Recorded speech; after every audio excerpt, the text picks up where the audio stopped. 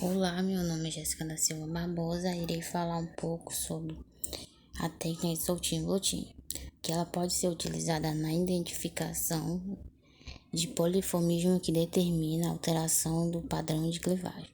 Os primeiros testes usados para a detecção de mini satélites eram baseados em SOLT e conhecidos como MLPs, múltiplos locus probes, capaz de identificar poliformismo de múltiplos locus simultâneos. O primeiro passo é a realização de uma eletroforese com DNA genômico total, e após a clivagem com uma ou mais enzimas de restrição. Após a eletroforese do DNA fita dupla, o gel é embebecido com hidróxido de sódio para converter o DNA à sua forma de fita simples. O gel é então recoberto por uma folha de nitrocelulose.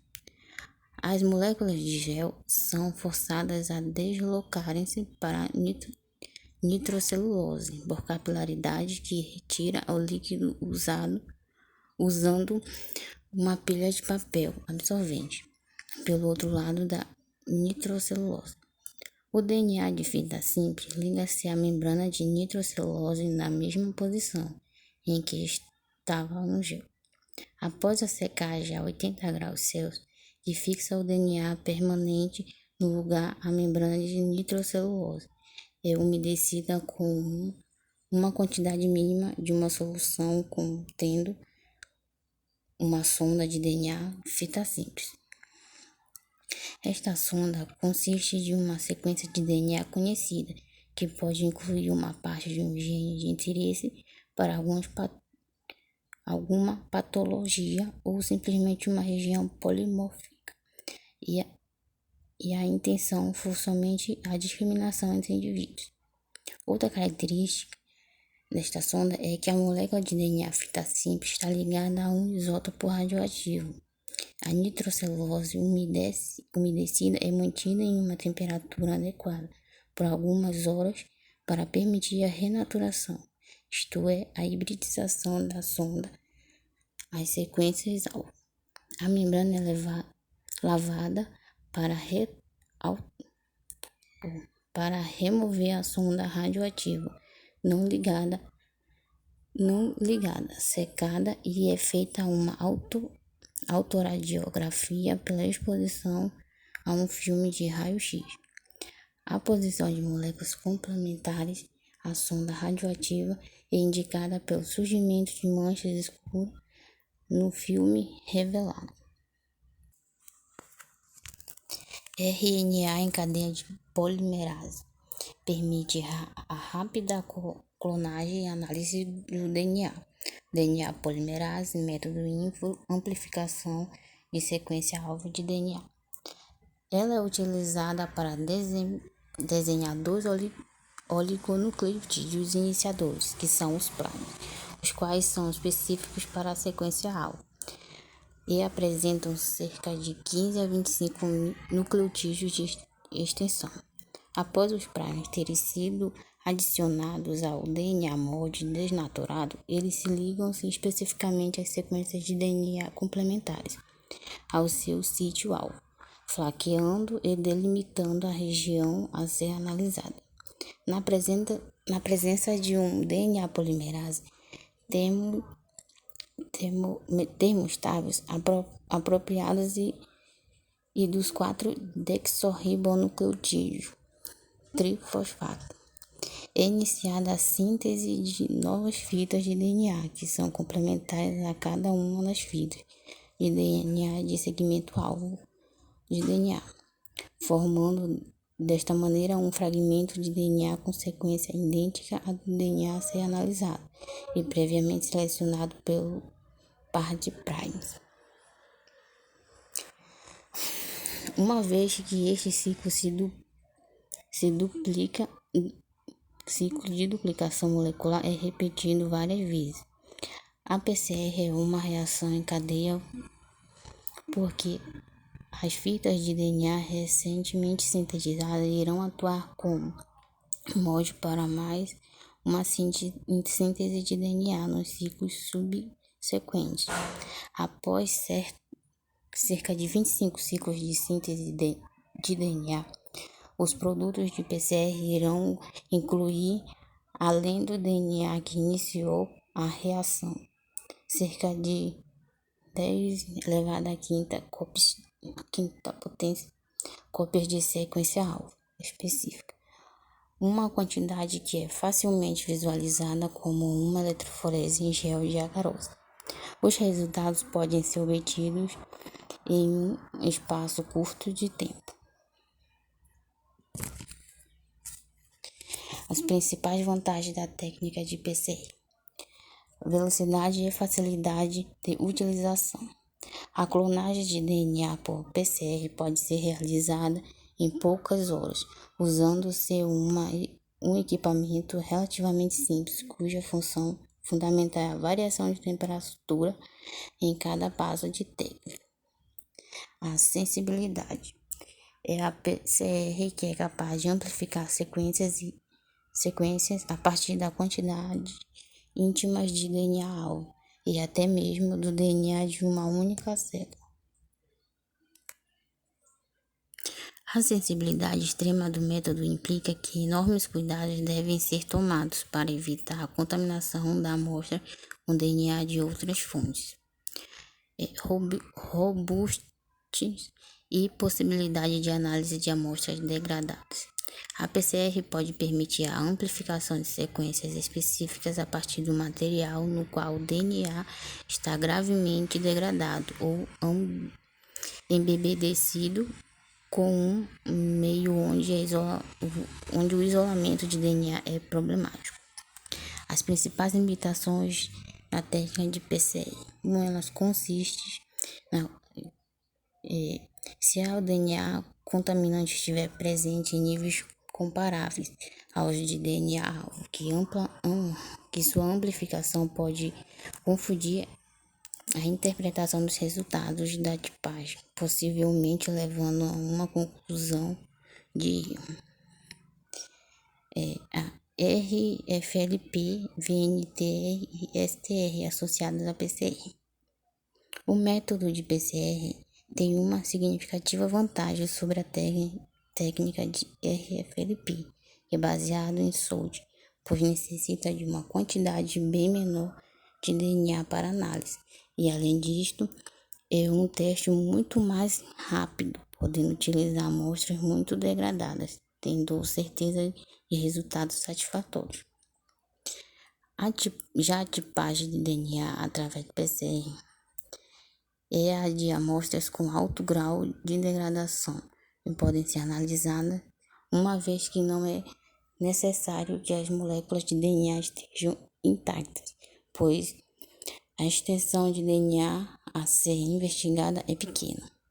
Na análise de STR, através de PCR, apenas a região de interesse será amplificada com o SOLT e se faz necessário que o DNA genômico inteiro estivesse no gel. Sequenciamento manual de DNA. O DNA pode ser sequenciado produzindo fragmentos interruptos controlados de replicação enzimática. A DNA polimerase é utilizada para copiar uma determinada sequência de um DNA unifilamentar, como em uma reação de PCR comum.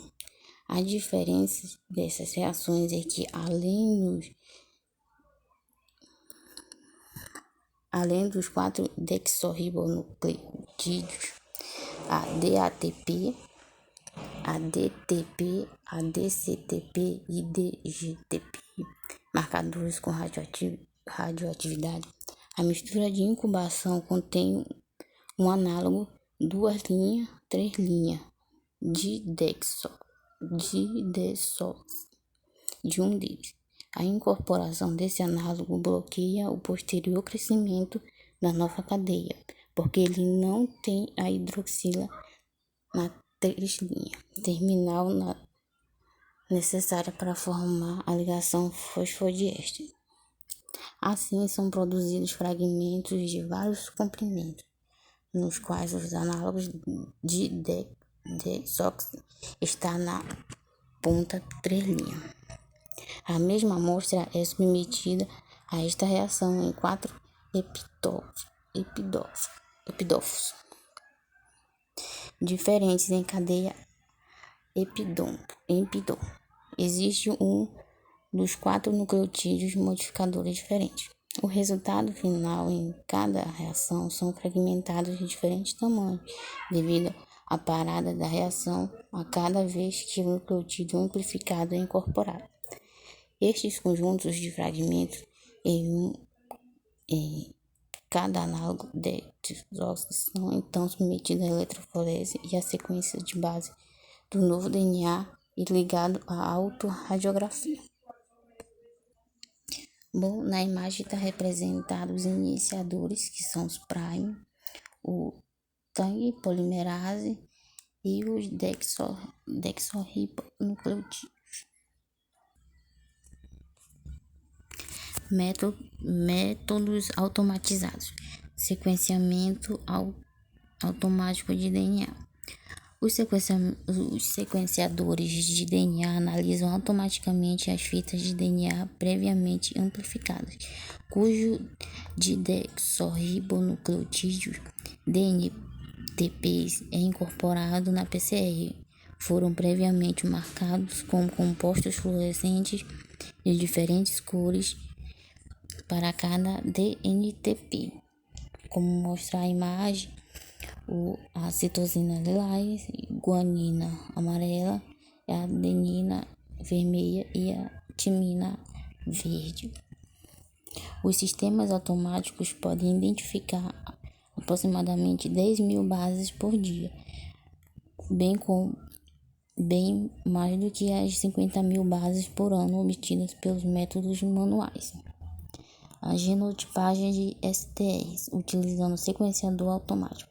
Entre as técnicas de tipagem de DNA usadas na identificação humana, a genotipagem automatizada de DNA com STRs multiplex baseada em fluorescência é sem dúvida a mais informativa, precisa, robusta e de maior rapidez. Vários STRs são amplificados utilizando-se vários pares de prime PCRs multiplex, que compõem o kit comercial. Bom, cada kit de PCR multiplex utiliza diferentes colorações e amplifica diferentes STRs, como os kits comerciais Profile Plus, que analisam simultaneamente 10 marcadores. O kit PointFlex para 16 STRs e o Identify para 16 marcadores. A técnica para análise de STRs utiliza laser e significativamente mais sensível em comparação a outros métodos padrão. Bom, na imagem mostra o sistema de eletroforese capilar, que é a separação de fragmentos de DNA como produtos de PCR. Que é o STRs e SNPs, marcadores com diferentes fluorocromos. Aí mostra a excitação da emissão de fluorescência, a eletroforese capilar, o produto de PCR multiplex, lá embaixo a eletroflograma. O DNA mitocondrial na identificação humana. Bom, a principal vantagem do DNA mitocondrial em comparação com o DNA nuclear é que ele está presente em um total aproximado de 500 a 200 cópias por célula. Uma característica importante do DNA mitocondrial é que ele é herdado uniparentalmente, pois apenas as mitocôndrias dos gametas maternos estão presentes no embrião e, consequentemente, no indivíduo adulto. Entretanto, a tipagem de DNA mitocondrial só dará um resultado correto e definitivo se a variação de DNA do indivíduo em questão for concordante com um de seus parentes maternos. Como mostra no exemplo, a mitocôndria do DNA vem da mãe. No DNA mitocondrial é herdado só a linhagem da mãe, enquanto a linhagem de DNA nuclear vem do pai e vem da mãe. O cromossomo Y na identificação humana, que é o STS do cromossomo Y. A análise de STS do cromossomo Y tem sido uma excelente técnica usada em identificações humanas para solucionar disputas de paternidade de filhos do sexo masculino, uma vez que o mesmo é característica única de linhagem paterna. O cromossomo Y presente no DNA nuclear encontra-se com uma frequência de apenas uma cópia por célula e é transmitido para todos os descendentes masculinos. Investigações de STS de cromossomo Y têm sido úteis, por exemplo, em casos de estupro, onde são encontradas misturas de secreção vaginal com sêmen. Banco de dados de DNA forense. Eles têm alterado a passagem de sistema de justiça criminal e remodelado o campo da ciência forense, principalmente por fornecerem a chance de identificação de indivíduos e resolução de casos em que não existem suspeitos e, portanto, não existe amostra para serem comparados com material coletado na cena de crime.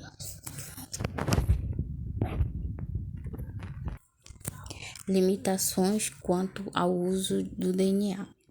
Neste caso, a datiloscopia convencional seria útil se dentre os vestígios deixados existissem expressões digitais.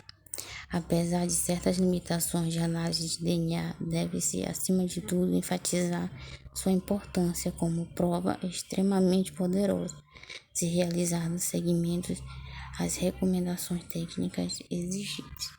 Aqui na figura mostra que o condenado, as amostras referentes ao condenado é analisado no banco de dados de perfil, onde é comparado também análise de amostra no local do crime, assim buscando um possível suspeito, na comparação entre a amostra questionada, o banco de perfis genéticos do condenado e a comparação periódica entre os perfis genéticos dos dois bancos de dados, para poder informar a perícia. Bom, a conclusão é que a análise de DNA é um dos maiores progressos técnicos de investigação criminal, desde a descoberta das impressões digitais.